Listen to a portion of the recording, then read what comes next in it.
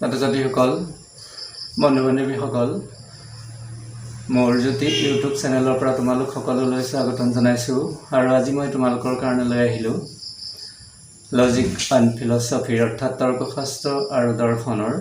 প্ৰথম পাঠটোৰ আগমন আৰু ইয়াৰ বিভিন্ন প্ৰকাৰ এই পাঠটোৰ এক পুনৰ পৰ্যালোচনা অৰ্থাৎ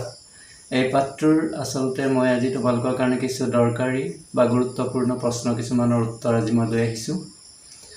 এই প্ৰশ্নসমূহ আজি মই তোমালোকৰ মাজত দিম বুলি ভাবিছোঁ গতিকে আশা কৰোঁ তোমালোকে নিশ্চয় উপকৃত হ'বা এইখিনিতে তোমালোকলৈ মোৰ এটি অনুৰোধ যিসকল ছাত্ৰ-ছাত্ৰী বন্ধু-বান্ধৱী মোৰ এই চেনেলটোলৈ নতুনকৈ আহিছা সকলোৱে যাতে মোৰ চেনেলটো ছাবস্ক্ৰাইব কৰিবা লাইক কৰিবা কমেণ্ট কৰিবা আৰু শ্বেয়াৰ কৰিবলৈ নাপাহৰিবা ব'লা আজি আমি আগমনৰ বিভিন্ন প্ৰকাৰ পাঠটোৰ দৰকাৰী প্ৰশ্ন উত্তৰ কিছুমান আজি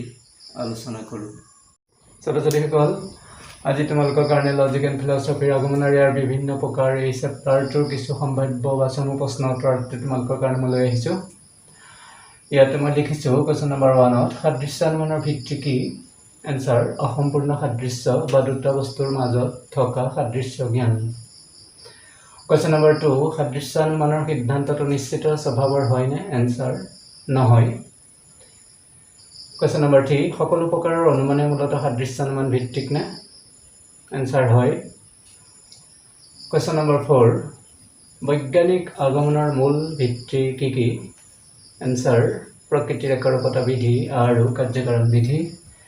কুৱেশ্যন নম্বৰ 5 অবৈজ্ঞানিক আগমনৰ মূল ভিত্তি কি কি অবৈজ্ঞানিক আগমনৰ মূল ভিত্তি কি কি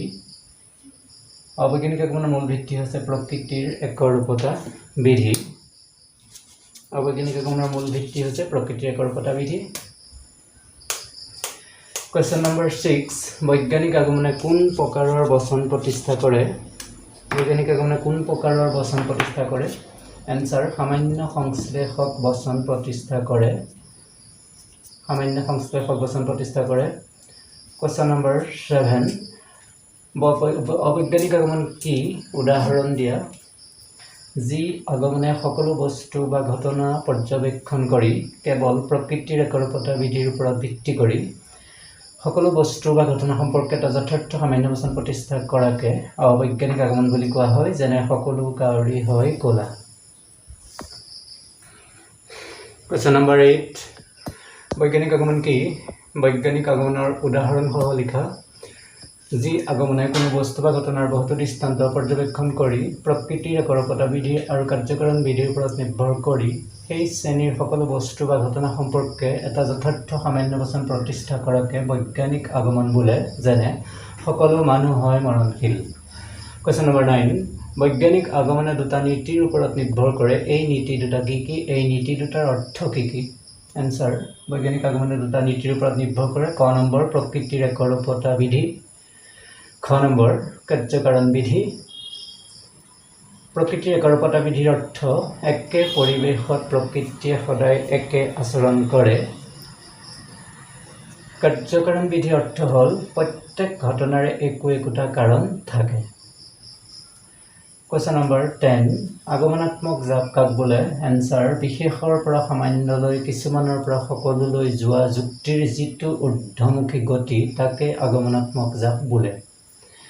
কুৱেশ্যন নম্বৰ 11 অবৈজ্ঞানিক আগমনৰ দুটা লক্ষণ লিখা এনচাৰ 1 নম্বৰ যথাৰ্থ সামান্য বচন প্ৰতিষ্ঠা কৰা 2 নম্বৰ প্ৰকৃতিৰ একৰূপতা বিধি কুৱেশ্যন নম্বৰ 12 বৈজ্ঞানিক আগমনৰ তিনিটা বৈশিষ্ট্য কি কি এনচাৰ 1 নম্বৰ যথাৰ্থ সামান্য বচন প্ৰতিষ্ঠা কৰা 2 নম্বৰ এই আগমনৰ মূল বিধি দুটা প্ৰকৃতিৰ একৰূপতা বিধি আৰু কাৰ্যকৰণ বিধি 3 নম্বৰ যে বৈজ্ঞানিক আগমনৰ সিদ্ধান্ত হৈছে নিশ্চিত স্বভাৱৰ বৈজ্ঞানিক আগমনৰ সিদ্ধান্ত হৈছে নিশ্চিত স্বভাৱৰ বৈজ্ঞানিক আগমনৰ সিদ্ধান্ত নিশ্চিত স্বভাৱৰ বৈজ্ঞানিক আগমনৰ সিদ্ধান্ত নিশ্চিত স্বভাৱৰ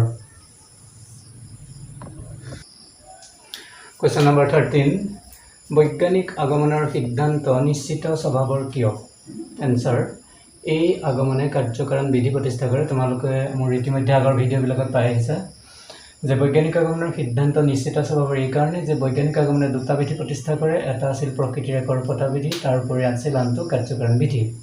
কিন্তু যি আগমনে আচলতে কাৰ্যকাৰণ বিধি প্ৰতিষ্ঠা কৰে সেই আগমনৰ সিদ্ধান্তবিলাক সদায় হয় নিশ্চিত স্বভাৱৰ। সেইকাৰণে আমি ক'ব পাৰোঁ যে বৈজ্ঞানিক আগমনৰ সিদ্ধান্ত নিশ্চিত স্বভাৱৰ, কাৰণ ইয়াত কি সম্বন্ধ প্ৰতিষ্ঠা হয়,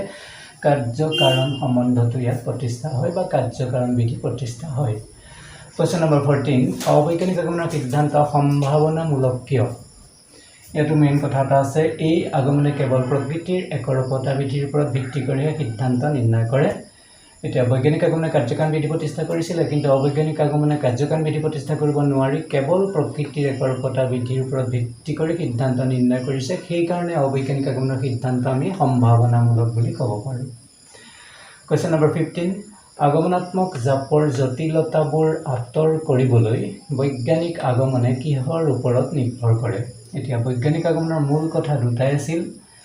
যে এটা আছিল প্ৰকৃতিৰ একৰূপতা বিধি আৰু আনটো আছিল কাৰ্যকাৰণ বিধি। এই দুইটা বিধিৰ ওপৰত নিৰ্ভৰ কৰিয়ে আচলতে আগমনাত্মক জাপৰ জটিলতাবোৰ বৈজ্ঞানিক আগমনে সদায় আঁতৰ কৰে।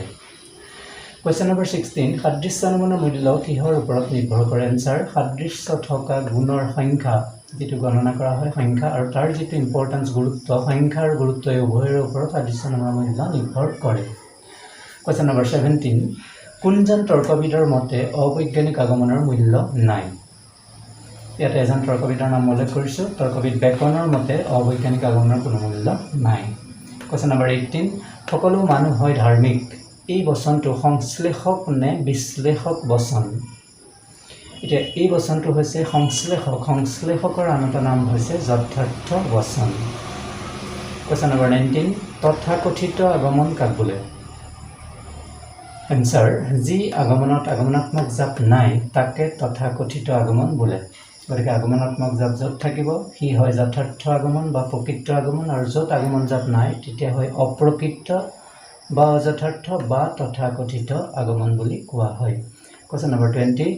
বৈজ্ঞানিক আগমনক কিয় বৈজ্ঞানিক আগমন বোলা হয়? যে বৈজ্ঞানিক আগমনক বৈজ্ঞানিক আগমন বোলা হয় এটা কাৰণেই যে বৈজ্ঞানিক আগমনত আচলতে সদায় কি জাপ থাকে? আগমনাত্মক জাপ থাকে, আৰু ইয়াত কাৰ্যকাৰণ বিধি প্ৰতিষ্ঠা কৰা হয়, আৰু লগতে প্ৰকৃতিৰ একৰূপতা বিধিও প্ৰতিষ্ঠা কৰা হয়। এইখিনি আছিল আজিৰ ভিডিঅ'ত মই তোমালোকৰ বাবে যুগুত কৰা এই 20টা শ্বৰ্ট কুৱেশ্যন। আশা কৰোঁ তোমালোকে নিশ্চয় উপকৃত হ'বা। আজিৰ ভিডিঅ'টো মই কুৱেশ্যন 20টাৰ তোমালোকৰ